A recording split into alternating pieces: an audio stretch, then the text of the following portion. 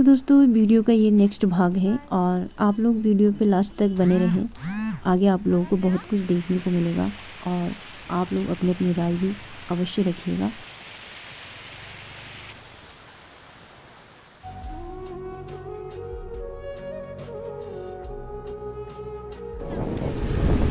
Hello दोस्तों, good morning. तो कल का ब्लॉग जो है मैं कंटिन्यू नहीं कर पाई थी और रात भी हो गई थी, तो फिर खाना वाना बनाना था।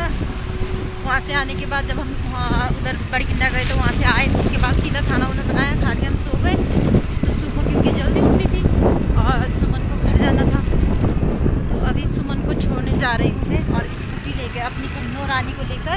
और बारिश भी हो रही है और मेरी समझ में नहीं आ रहा कि मैं ऊपर आते हुए कैसे आऊँगी, पर लेकिन अभी तो ये चला के ले जा रही है।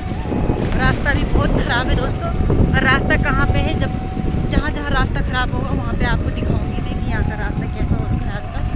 दोस्तों यहाँ के सड़क का जो लक्षण है ये है, कहीं पे भी आपको अच्छे नज़र नहीं आएंगे, जगह जगह पे ऐसा है और चलना बहुत ही रिक्शा है। तो देखते हैं, अभी ये चला तो रही है भगवान जी सब। बिना जुला नसा नसा थाहा भए पनि त्यही बिना जुल साह्रै त हुनुपर्ने।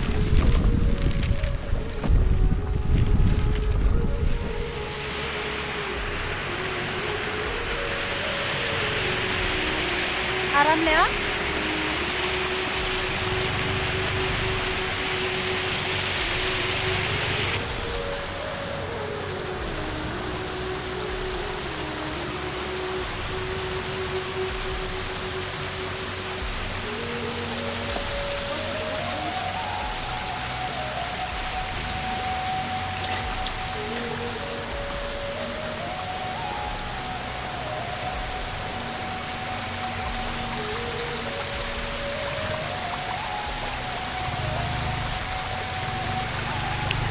तो ये है यहाँ के नदी का हाल।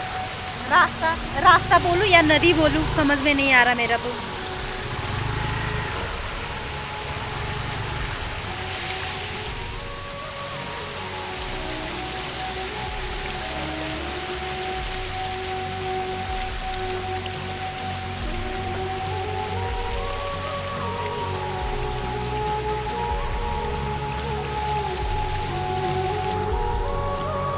जो लोग डेली चलते हैं उनका क्या हाल होता होगा दोस्तों, देखो।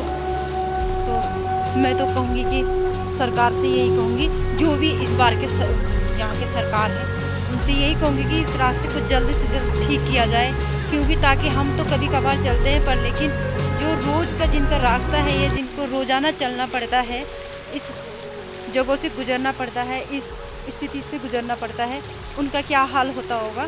तो मेरे को तो यही है कि इस रोड का फिर से ढंग से अच्छे से इस रोड की जो रिपेयरिंग है करा दिया जाए, और यहाँ पे जो नालियाँ हैं वो अच्छे से साफ़ कर दिया जाए। और ये इस तरीके से नहीं होगा, इस रोड के कारण कि कुछ ना कुछ कोई ना कोई दुर्घटना भी हो सकता है, पर लेकिन ये देखो। तो दोस्तों जैसे कि आप लोगों ने देखा रास्ते का क्या हाल है और किस मुसीबत से और किस खतरे से गुजर के चलना पड़ता है। गांव उर्गम वैली जो है, उर्गम घाटी जो है, छोटा नहीं है, बहुत बड़ा गांव है और इतना सुंदर गांव है। और रास्ते का हाल देखो, ये सब है। तो मुझे नहीं लगता है कि ये कभी सुधरेगा भी और अच्छा होगा भी, क्योंकि अभी बचपन से देखते देखते मुझे यहाँ पे 30-32 साल हो चुके हैं, तो कोई लगता नहीं है मुझे कि इस रोड के हाल, इस रोड के लक्षण अच्छे होंगे। क्योंकि हर बार बोलते हैं कि रोड के लिए गांव के लोग और गांव के प्रधान काफ़ी लोग आवाज़ उठाते हैं इस चीज़ के लिए, पर लेकिन वो आवाज़ कहाँ तक पहुँचती है मेरे समझ में नहीं आती है। अब देखो ना, रोड के ये हाल है, समझ में ये नहीं आ रहा कि ये रोड है या फिर नदी है। यहाँ पे कोई व्यवस्था ही नहीं है, मतलब ये है कि नालियों को सफाई नहीं करी गई है, और यहाँ से पानी पास होने के लिए सबसे मेन बड़ी बात तो ये है कि रोड के किनारे किनारे पूरी नाली निकालनी चाहिए। और अगर इस रोड को बना दिया जाए और सारे मतलब सरकार अगर इसमें अच्छे से ढंग से इस कार्य को करे और इस कार्य पे अपनी कार्रवाई ले, तो बहुत ही मतलब जन्नत से कम नहीं है ये जगह, जन्नत से कम नहीं है। पर लेकिन क्या करें, और कौन उठाएगा? जो भी आवाज़ उठाता है उनकी आवाज़ शायद मुझे लगता है सरकार तक पहुंचती नहीं है। और कभी कभी मुझे लगता है कि वैसे तो मैं बोलती हूँ कि मैं क्यों बोलूँ पर, लेकिन मेरे को ये हो जाता है कि इतना सुंदर गांव है, इतनी अच्छी जगह है, और ये भी नहीं है कि खाली गांव के लोगों का आवत जावत है या कि इतना दुर्गम मार्ग है, ये भी नहीं है। और यहाँ पे तो पर्यटकों का भी आना जाना है, यात्रियों का, और ये तो एकदम फेमस जगह है। पर लेकिन कभी कभी लोग ये बोलते हैं कि कहाँ से हो, मतलब कहाँ रहते हो, तो हम बता दें दुर्गम, और लोग बोलते हैं उर्गम नहीं दुर्गम, क्योंकि रास्ते की वजह से, गांव की वजह से नहीं बोलते हैं। और जो भी गांव में एक बार आके चला जाएगा वो तारीफ़ ही करेगा, पर लेकिन रास्ते के बारे में कभी अच्छा नहीं बोलते हैं।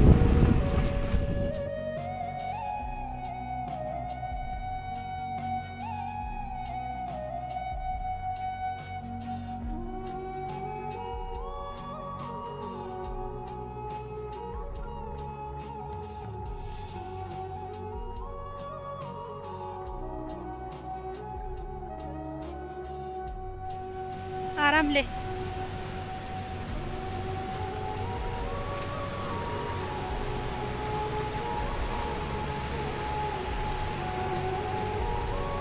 बहुत ही रिस्क का रास्ता है दोस्तों, यहाँ बहुत ही ऊपर से टूटा हुआ है, नीचे साइड से टूटा हुआ ही है, और वहाँ ऊपर पे तो पूरा एकदम धंस गया है जमीन।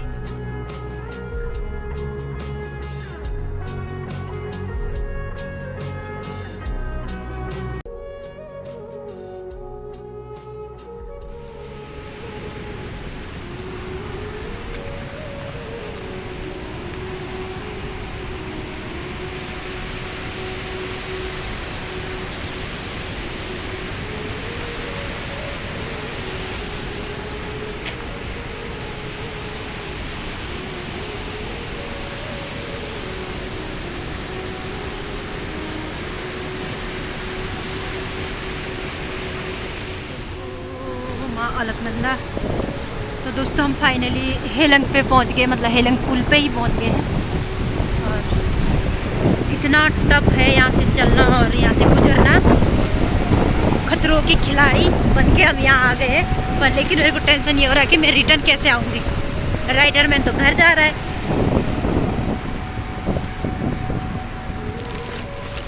तो फाइनली हम पहुँच गए हैं हेलंग, और अब यहाँ से अब गाड़ी कब तक मिलेगी हमें नहीं पता, पर लेकिन अब सीधा वो बहन को गाड़ी में बैठाते ही मिलूँगी मैं। आ गया? तो हम पहुँच गए हेलंग पे।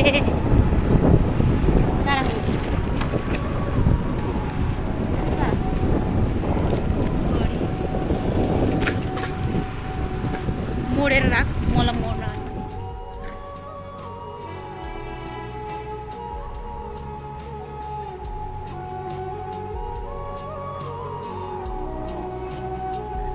बस भी आई वो।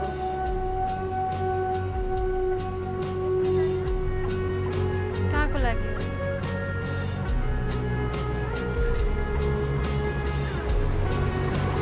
रुद्रप्रयाग के लिए कैसे हरिद्वार। चलो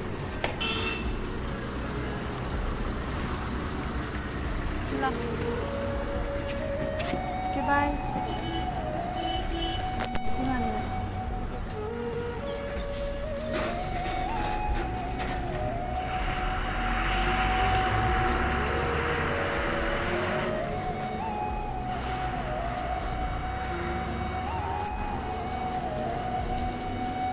दोस्तों मैंने बहन को गाड़ी में भी बिठा दिया और मैं काफ़ी आगे आ चुकी हूँ और पावरस के बगल में आ गई। तो धन्नो रानी को मैं यहीं छोड़ रही हूँ। तो धन्नो को यहीं पे छोड़ दिया क्योंकि मिस्टर हस्बैंड जी जो मेरे साइड पे आएंगे, और इससे ऊपर लाने की मेरी बस की भी नहीं है क्योंकि रास्ते का ये हाल है और मुझे बहुत ही डर लगता है और पैर भी छोटे हैं मेरे, इस कारण से मैं इसको यहीं रही हूँ अभी। तो जहाँ पर वो मिलेंगे वहाँ पर चाबी दे दूँगी मैं उन्हें। अभी मैं उनको फ़ोन लगा रही हूँ तो उनका फ़ोन स्विच ऑफ आ रहा है, शायद जियो का नेटवर्क और आइडिया का नेटवर्क नहीं है।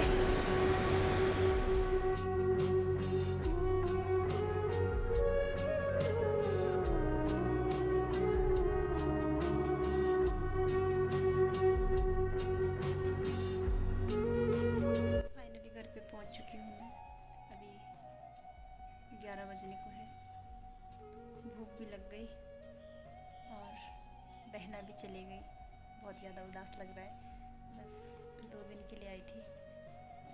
दिन के लिए भी इसलिए आई थी कि उसको उसकी फ्रेंड जो है ऑस्ट्रेलिया के लिए उनका वीज़ा था, तो वो वीज़ा अप्लाई करने के लिए आई थी दिल्ली। उस पर मोहर लगाना था इसलिए। तो उसकी कुछ फ्रेंड जो है वो केदारनाथ गए, तो वो केदारनाथ जा चुकी है। तो उसने कहा कि क्यों ना मैं दीदी से मिल लेते, तो वो यहाँ आई थी हमारे पास। तो ऐसा लग ही नहीं रहा कि वो आई थी और चली गई। तो दोस्तों आज का वीडियो आप लोगों को कैसा लगता है?